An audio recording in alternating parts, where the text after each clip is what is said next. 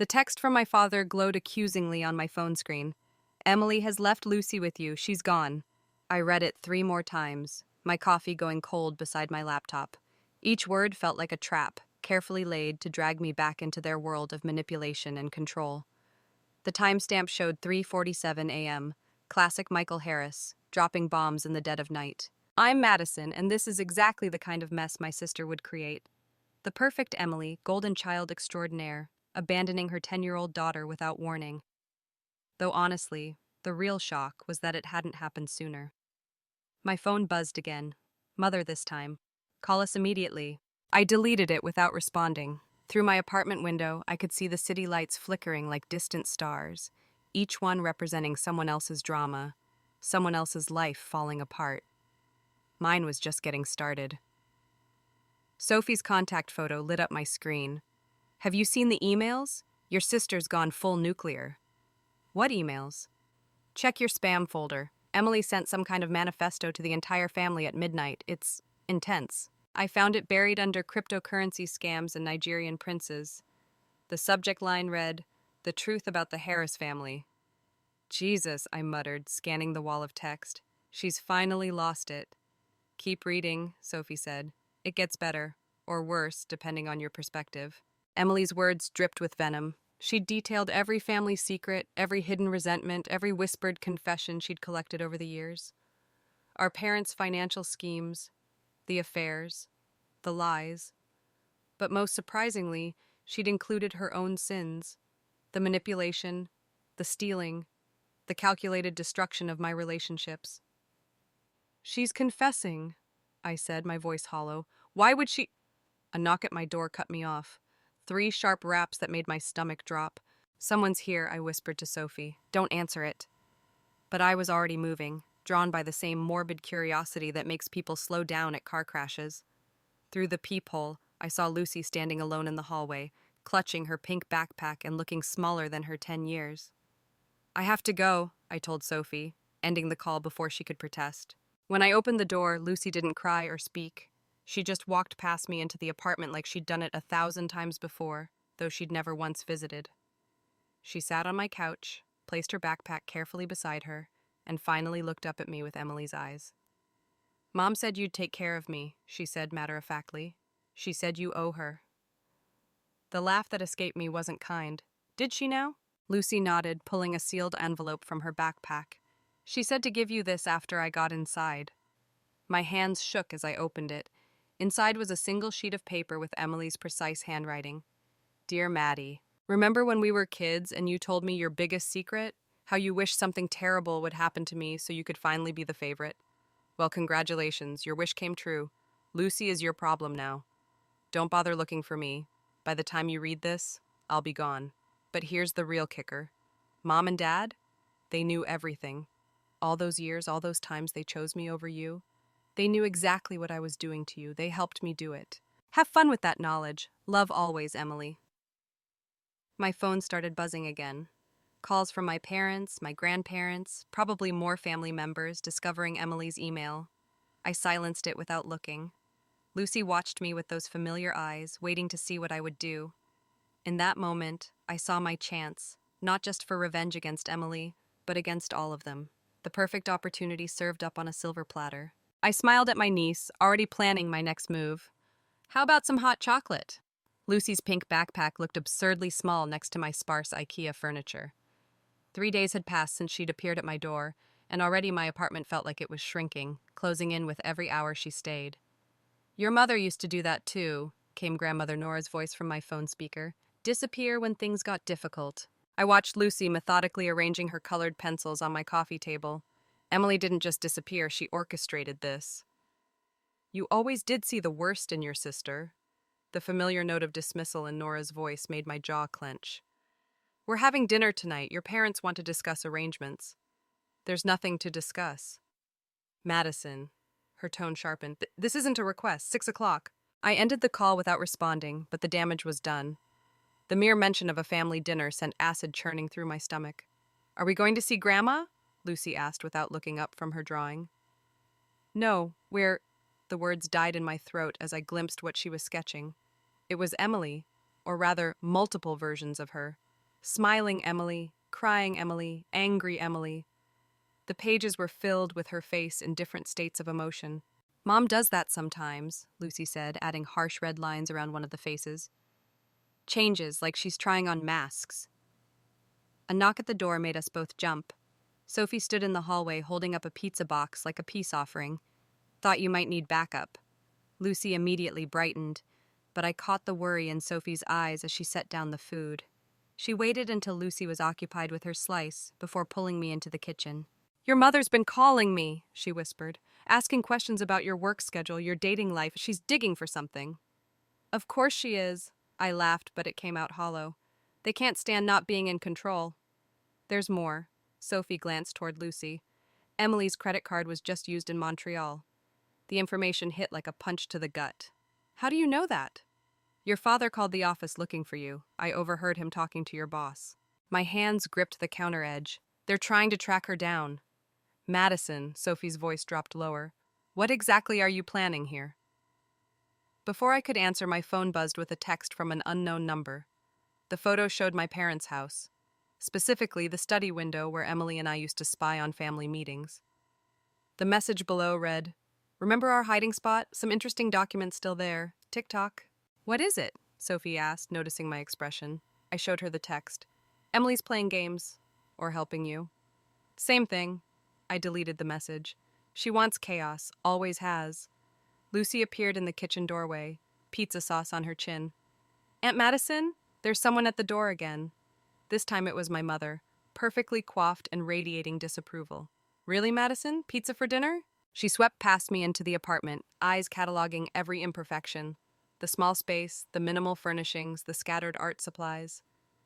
Her gaze landed on Lucy's drawings and something flickered across her face. Lucy, darling, go pack your things. You're coming home with me. She's staying here, I said quietly. Mother's smile was razor sharp. Don't be ridiculous. You can barely take care of yourself. Like you took care of me?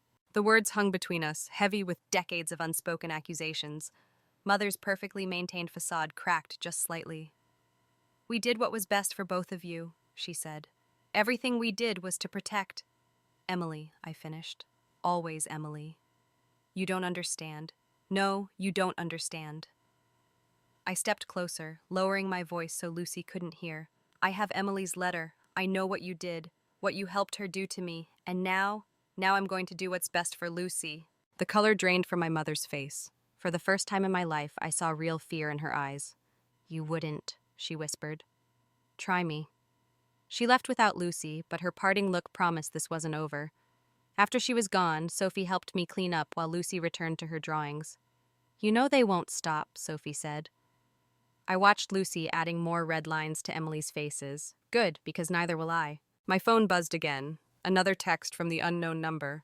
Study, tonight, don't let them win. The game was on, and for once, I intended to make the rules. The study window creaked open exactly as it had when Emily and I were teenagers. Breaking into our parents' house at midnight shouldn't have felt this familiar, but old habits die hard. Sophie waited in the car with Lucy, who'd fallen asleep watching cartoons on her phone. I found Emily's old journal exactly where the text said it would be, wedged behind the loose panel in Father's antique desk. The leather cover was cracked and worn, its pages stuffed with loose photographs and newspaper clippings. A sound from downstairs made me freeze. Footsteps, then Grandmother Nora's voice. I know you're up there, Madison. My heart hammered against my ribs as I shoved the journal into my bag. But Nora was already in the doorway, her silk robe catching moonlight. Your mother used to hide things there too, she said quietly. Secrets have a way of finding familiar places. Did you know? The words tasted like copper in my mouth. About what Emily was doing to me? Nora's silence was answer enough. She moved to the desk, running her fingers along its polished edge. Emily wasn't born cruel. She was made that way, piece by piece, expectation by expectation. That doesn't excuse... No, Nora cut in, it doesn't. But before you judge too harshly, read that journal. Really read it. I clutched my bag tighter. Why are you helping me? Because someone should have helped Emily before she became this. Nora's eyes found mine in the darkness. And someone should have protected you. Headlights swept across the study walls. My parents returning early from their charity gala. Nora gestured toward the window. Go, I'll tell them I was checking on the house. Back in the car, Sophie took one look at my face and pulled away from the curb. Lucy stirred in the back seat but didn't wake. Did you find it? Sophie whispered. I nodded, already opening the journal. The first entry was dated 15 years ago, written in Emily's precise handwriting. Mother says I have to be perfect. Perfect grades, perfect smile, perfect daughter. Madison doesn't understand. She gets to be invisible. But I see how they look at her when she fails, like she's nothing. I won't be nothing. I can't be nothing, even if it means making her less than nothing. The pages that followed were a roadmap of Emily's descent. Each entry revealed another crack in her perfect facade, another moment where our parents' expectations had twisted her into something harder, colder. They're watching again, one entry read. Always watching. Madison cried today when I told everyone about her crush on David. She doesn't understand. Better they laugh at her than look too closely at me. I can't let them see. I can't let them know how hard it is to keep being perfect. My phone buzzed. Another text from the unknown number. Now you know, but keep reading. Page 47. I flipped to it, finding a folded document tucked between the pages. My hands shook as I opened it. A letter from our family lawyer, dated just before Emily's disappearance. Miss Harris, it began, regarding your inquiry about the trust fund discrepancies. Sophie, I breathed, scanning the contents. They've been stealing from us, both of us. Emily found out they've been siphoning money from our trust funds for years. Sophie glanced at me. That's why she ran. No. I read further, the pieces clicking into place. That's why she left Lucy with me. She's not running, she's hunting, following the money. What are you going to do? I looked back at Lucy, still peaceful in sleep, untouched by the poison running through our family's veins. In that moment, I understood Emily better than I ever had, the desperate need to protect yourself by any means necessary.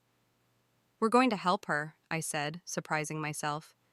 But not for her sake, for Lucy's. My phone lit up one last time. Smart girl, check your email tomorrow at noon. Don't be late. The journal's final entry was different from the others. Written recently, the ink still fresh. Dear Madison, by now you know enough to hate me forever. That's fair. But ask yourself, in trying to destroy me, will you become what they made me? Or will you be smarter, better? Choose carefully, little sister. The game isn't over yet. E. I closed the journal, watching the familiar streets of our childhood slide past the window. Emily was right about one thing. This was far from over. But for the first time, I wasn't sure who I was really fighting anymore. The email arrived exactly at noon, just as promised. No subject line, just an attachment. Bank statements spanning 20 years, each one showing systematic withdrawals from accounts I didn't know existed. Look at the dates, Sophie said, leaning over my shoulder. Every major milestone in your life, college acceptance, first apartment, even that photography exhibition you won. They emptied the accounts right before. My fingers clenched around my coffee mug, made sure I'd always need their help. Lucy sat cross-legged on my living room floor, building a tower of blocks. She hadn't mentioned Emily once today, but her drawings were getting darker, all sharp angles and heavy shadows. My phone lit up with a text from Father. Family dinner tonight, non-negotiable. Sophie caught my expression. Don't go, it's obviously a trap. Of course it's a trap. I showed her the second text that followed. Bring the journal. The house looked smaller somehow, its pristine facade unable to hide the rot beneath. Mother opened the door before I could knock, her smile tight and practiced. Madison, darling, and Lucy, come give grandmother a hug. Nora sat in her usual chair, but something was off about her posture. Too rigid, too controlled. Father stood by the fireplace, holding a familiar leather-bound book. Looking for this? He raised Emily's journal. Your grandmother was kind enough to tell us about your little break-in. The betrayal hit like ice water. I looked at Nora, but she wouldn't meet my eyes. Where did you get the bank records? Mother's voice was deadly quiet. Does it matter? The money was supposed to be ours. Everything we did was for this family, Father cut in. Every penny went to securing your futures. Our futures? I laughed, the sound sharp and unfamiliar. You mean Emily's future, the perfect daughter, the flawless image, the carefully constructed lie. You don't understand. I understand perfectly. I pulled out my phone, opening the email. What I don't understand is why there are transfers to an account in Montreal. Recent transfers. The color drained from Mother's face. Father's hand tightened on the journal. You're helping her, I said. Even now, after everything she's done, you're still choosing her. We're protecting her, Mother snapped, like we've always protected both of you. Both of us? The laugh came again, harder this time.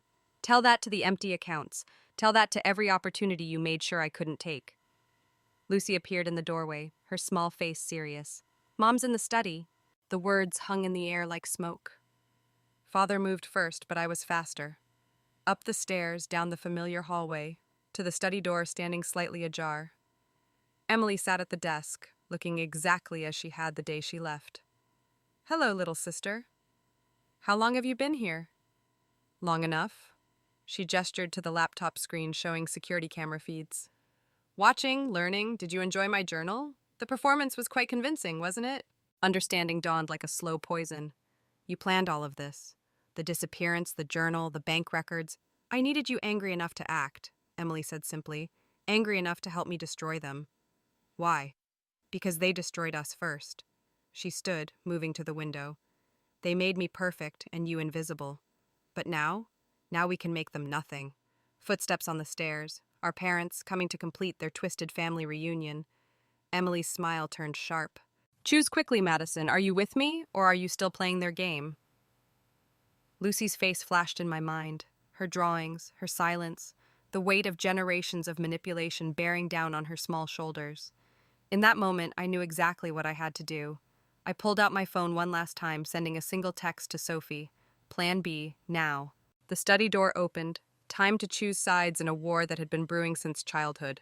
But this time, I wasn't fighting for Emily or my parents. I was fighting for Lucy, and that made all the difference. Plan B unfolded exactly as Sophie and I had arranged. While my family circled each other in the study like wounded predators, police sirens wailed in the distance, growing closer. Emily's smile faltered. What did you do? The same thing you taught me. I moved between her and the door. I played both sides. Mother's face went ashen.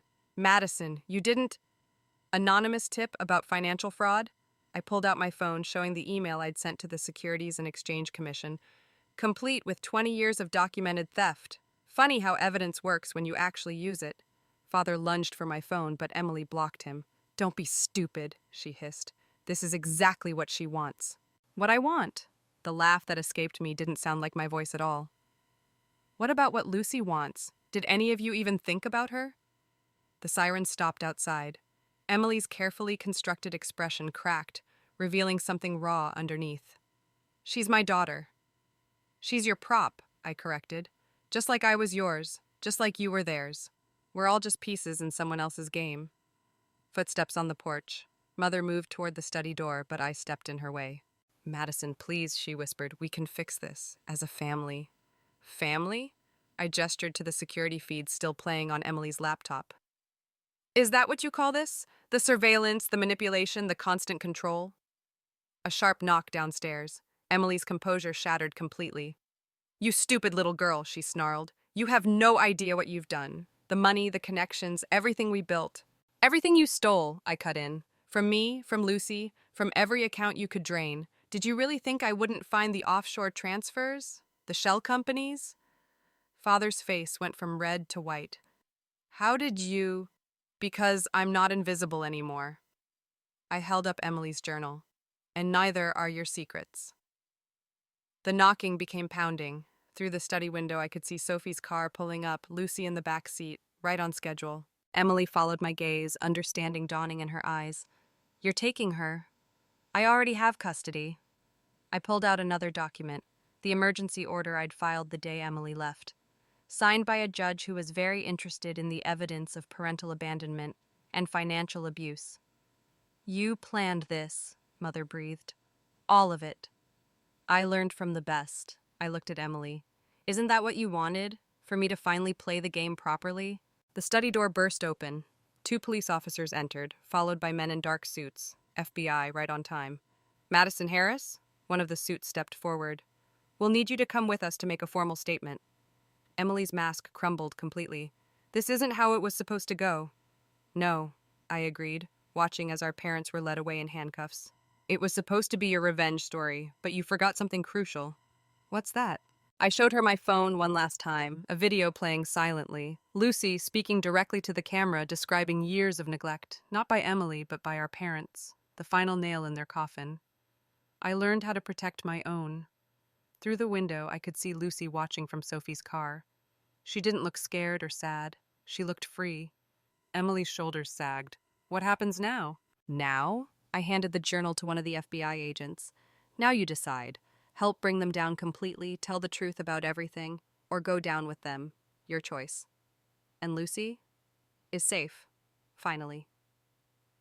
I left Emily standing in the study, surrounded by federal agents, and walked out of my childhood home for the last time. The revenge I'd dreamed of for years felt hollow now, replaced by something stronger, the certainty that I'd broken the cycle. In Sophie's car, Lucy reached for my hand. Are we going home now? I squeezed her fingers, watching in the rearview mirror as Emily was led out in handcuffs, her perfect facade finally shattered. Yes, I said, we're going home. But the victory tasted like ashes in my mouth, and I couldn't shake the feeling that this wasn't really the end, just a different kind of beginning. The prison visiting room smelled like despair and cheap coffee. Emily sat across from me, orange jumpsuit making her look smaller, more human somehow. 3 weeks had passed since the arrests, and the media circus hadn't died down. They're offering me a deal, she said, voice hollow. Tell them everything about Mom and Dad's operations. Get reduced time. I studied her face, searching for the manipulation. And I need Lucy's trust fund information. Her fingers drummed against the metal table. The real accounts, not the ones they drained. The guard shifted behind us, checking his watch. Through the reinforced window, storm clouds gathered. There are no other accounts, I said. Emily's mask slipped. Don't lie to me, Madison. Not now. I know you found them. Like you found the offshore accounts? The shell companies? That money was for Lucy's future. That money was stolen, I leaned forward. From me, from other families, from grandmother Nora. The words hit like a physical blow. Emily's smile turned sharp. Didn't figure that part out, did you? She lowered her voice. Why do you think she helped them all these years? They were blackmailing her with proof that she helped embezzle from her own charity, the one funding children's hospitals. My phone buzzed. A text from Sophie. FBI here again. They know about the accounts. Emily watched my expression change. Looks like baby sister isn't as clever as she thought. You're lying. Check the storage unit on 4th Street, Unit 23, the one registered in Lucy's name. Emily stood as the guard approached. Better hurry, the feds are probably already there. I drove through the storm, hands shaking on the wheel. Sophie's calls went straight to voicemail. At the storage facility, yellow crime scene tape blocked the entrance. Madison Harris? A familiar FBI agent approached. We need to talk about your grandmother's financial records. I don't know anything about. We have footage of you accessing her private accounts last week. He held up a warrant. And evidence that you've been moving money between shell companies registered to both Emily and Lucy. That's not possible. No? He showed me documents, transfers, dates, signatures, my signatures, perfect forgeries, but who would believe that now? Where's Lucy? My voice cracked. Child Services has temporarily placed her with your grandparents, pending investigation. The world tilted sideways. Emily's words echoed in my head. Better hurry. Back at my apartment, Sophie waited with more bad news. They're saying you were involved from the beginning, she said, that you helped Emily set up the accounts, that the whole revenge story was a cover. I sank onto my couch, staring at Lucy's abandoned drawings. The dark figures now seemed to mock me. Emily played me, I whispered. She knew they'd trace everything back to me. The accounts, the evidence, all of it. But why? Because now she can make a deal. The truth hit with crushing clarity. Trade information about my involvement to protect our parents. They all go free, and I go down for everything. My phone lit up with a final text from Emily. Did you really think you could win at my game? Say hi to Lucy for me. Oh, wait. Sophie grabbed my arm as I swayed. We can fight this. We have proof. No. I looked at the warrant, the documents, the perfect trap I'd walked into. We have nothing. Everything I gathered leads back to me now. Emily made sure of that. Rain lashed against the windows as night fell. Somewhere across town, Lucy was with our grandparents, probably thinking I'd abandoned her just like Emily had. The revenge I'd thought was mine had been Emily's all along. My phone rang. An unknown number. Grandmother Nora's voice came through, tired and resigned. I tried to warn you, she said, about playing their game. Some wars can't be won, Madison. Some families can't be saved. I ended the call, watching lightning split the sky. In trying to protect Lucy, I'd lost her. In trying to expose the truth, I'd buried myself in lies. In trying to break free from my family's web, I'd tangled myself more completely than ever before. And somewhere in a prison cell, Emily was smiling, knowing she'd won the game she'd been playing all along. The courtroom felt like a stage, all polished wood and practiced performances. Emily sat at the defendant's table, still wearing that perfect mask she'd perfected since childhood. Our parents watched from the gallery, their expensive lawyers clustering around them like shields. I gripped the witness stand, focusing on Sophie in the back row. She held up her phone, showing me a single text, "Lucy's ready." "Miss Harris," Emily's lawyer approached, all calculated concern. "You testified that your sister orchestrated this entire situation, yet these documents show your signature on every fraudulent account. Those signatures were forged, like the documents you forged to gain custody of Lucy." The trap snapped shut. Murmurs rippled through the courtroom as Emily's lawyer produced another file. "Your Honor, I'd like to present evidence that Miss Madison Harris systematically falsified documents to gain custody of her niece as part of a larger scheme to defraud her family." Emily's mask cracked just slightly, a flash of triumph in her eyes. But she didn't know about the USB drive hidden in Lucy's favorite stuffed animal, the one she'd insisted on taking to our grandparents' house. "Actually," I said, "I'd like to present new evidence." The courthouse doors opened. Lucy walked in, clutching her worn teddy bear, followed by 2 FBI agents. Emily half rose from her seat. "Lucy, what are you—" "Show them," I said softly. Lucy pulled the small drive from inside her bear and handed it to the nearest agent. Emily's lawyer froze mid-objection as the agent connected it to the courtroom's display system. The video began playing, Emily in her pristine kitchen speaking directly to her phone's camera. "If you're watching this," Screen Emily said, "Madison finally figured it out. The accounts, the signatures, all of it. I had to make her look guilty. It was the only way to protect the family legacy. Mom and Dad's perfect image. My perfect life." The real Emily's mask shattered completely. "That's not possible. You deleted the original," I cut in. "But Lucy had already sent it to me, the day you left her at my door. She knew, Emily. She's always known what you really are." Lucy walked past her mother without a glance, climbing onto the bench beside Sophie. Emily's lawyer scrambled to object, but the video continued, showing Emily methodically planning each frame-up, each forged signature, each calculated betrayal. "Turn it off," Emily whispered. "Why?" I leaned forward. "Isn't this what you wanted? Everyone's attention? Everyone's eyes on your perfect performance?" Our parents stood to leave, but federal agents blocked the doors. On screen, Emily detailed their involvement, years of financial fraud and emotional manipulation laid bare in her own precise words. "I had to become perfect," Screen Emily continued, her composure cracking. "Had to make Madison disappear. Because if they saw her, really saw her, they might realize how broken I am, how broken they made me." The video ended. Emily stared at her hands, her mask gone completely. "Why?" she asked quietly. "Because Lucy deserved better than becoming another you, another me, another perfect, broken piece of this family's legacy." The judge called for order as Emily's lawyer withdrew from the case. Our parents were led away in handcuffs, again, but this time with evidence that would stick. Emily sat alone at the defendant's table, small and human and defeated.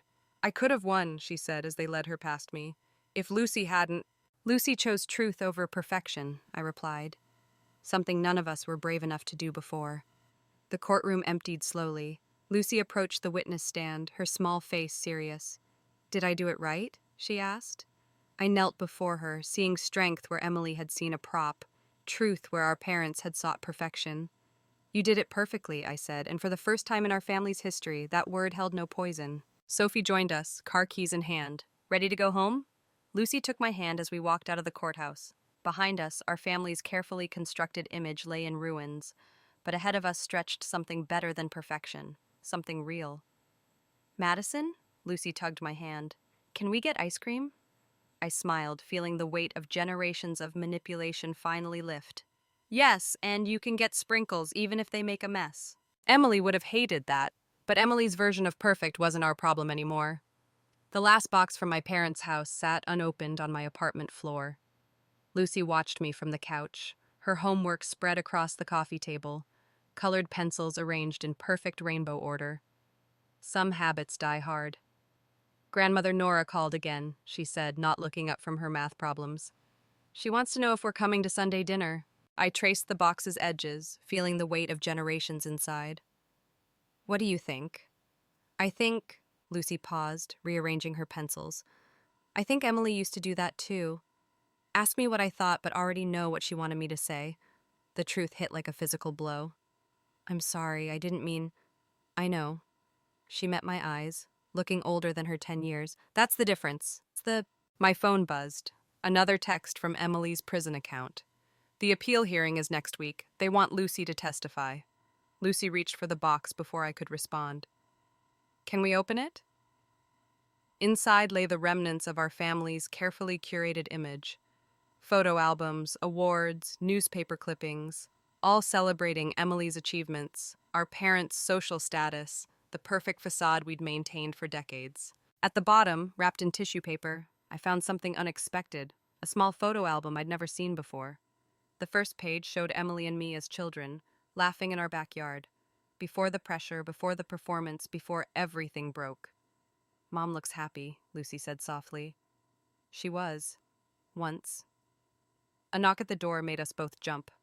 Sophie entered with takeout bags and her usual determined expression. The FBI called, she said, setting down the food. They found more accounts. Your parents had backup plans for their backup plans. Let them keep searching. I closed the photo album. We're done with that part of the story. Are you sure? Because the prosecutors think... I think, Lucy interrupted, her voice steady. We should get ice cream, with sprinkles. Sophie's argument died mid-sentence. She looked at me, understanding dawning in her eyes. Sprinkles sound perfect, she said. Later that night, after Lucy was asleep, I found Grandmother Nora's number in my phone. Her voice answered on the first ring, as if she'd been waiting.